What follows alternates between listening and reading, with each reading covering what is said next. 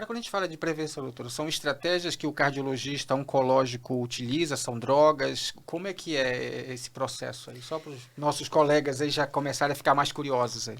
Marco, a cardio-onco pode atuar de diversas formas. Por exemplo, né, hoje onde eu trabalho na clínica de hemato e oncologia do Veracruz, como que eu estruturo o meu trabalho?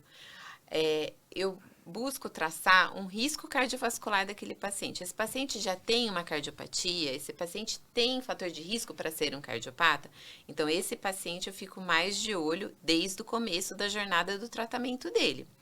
Então, o paciente pode chegar dessa forma para mim, para eu estar mais atenta a ele, para buscar uma prevenção, como também pode chegar, né, que nem eu comentei, né, quando eu estava na PUC, que é um serviço muito grande, são muitos pacientes, muitas vezes o paciente chegava para mim quando a complicação aparecia.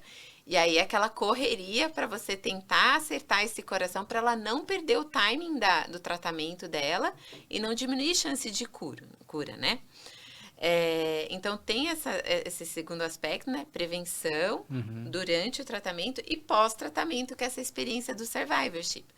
Aí você pode me perguntar assim, nossa, mas 5, 10, 15 anos depois? Sim, uma complicação pode aparecer bem depois. Por exemplo, as radioterapias já evoluíram muito, né? Os aparelhos estão cada vez melhores. Mas antes não se conseguia concentrar o feixe de tratamento da radioterapia só no tumor. Então, por exemplo, o paciente que fez um tratamento de um tumor no mediastino, quase invariavelmente se pegava os vasos da base, o próprio coração. O nosso grande desafio são as mulheres de câncer de mama, né? Por quê?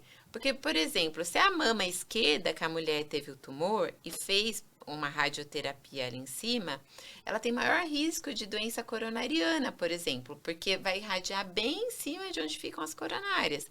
Se é a mama direita ou um tumor, por exemplo, de pulmão do lado direito, pode afetar as válvulas, né? Então, é, ter esse olhar de estar de olho para esse paciente não aparecer para mim só quando a situação já está muito crítica, faz muita diferença.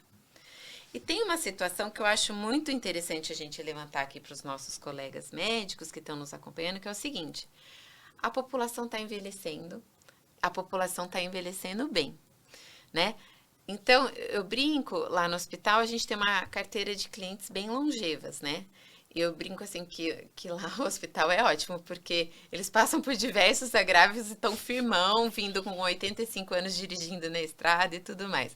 Mas por que essa brincadeira, né? Porque eu tive uma paciente que me marcou muito, uma paciente extremamente ativa, alegre, viajava com as amigas e tudo mais. Ela tinha um acompanhamento com cardiologista, ela tinha uma doença de válvula, que fazia muito tempo, porque o idoso pode ter por calcificação, né, da válvula. E aí o cardiologista falava assim para ela: "Ah, mas a senhora tá tão bem. Ah, mas a gente vai pensar em trocar essa válvula da senhora." Realmente, né, a troca valvar a gente só faz quando há extrema necessidade, mas essa paciente em si, ao meu ver, ela já tinha indicação. Só que o cardiologista, pensando assim, ah, ela já tem quase 80 Não vou anos, arriscar, né? não vou arriscar, olha como ela tá cheia de vida, enfim. E aí, eis que, né, em outubro ela faz esse check-up, tem essa conversa desse cardiologista que, por sinal, é muito competente, não foi falta de competência de forma alguma. Em fevereiro ela chega pra gente com linfoma lá na nossa clínica de cardio-oncologia.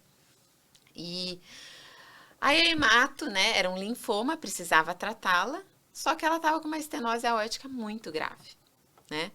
A sorte é que o grupo do Veracruz de cirurgia cardíaca é muito bom e propuseram, o doutor Eloy propôs uma troca transcutânea da válvula, né? Hoje o SUS está começando a fazer, mas naquela época não tinha.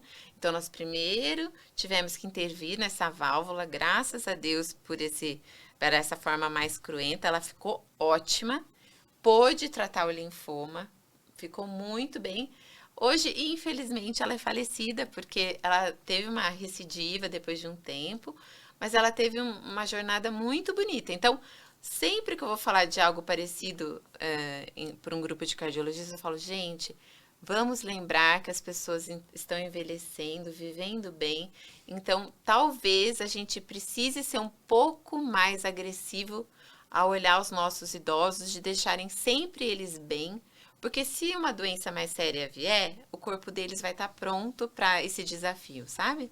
Então, é uma mudança da nossa época, né?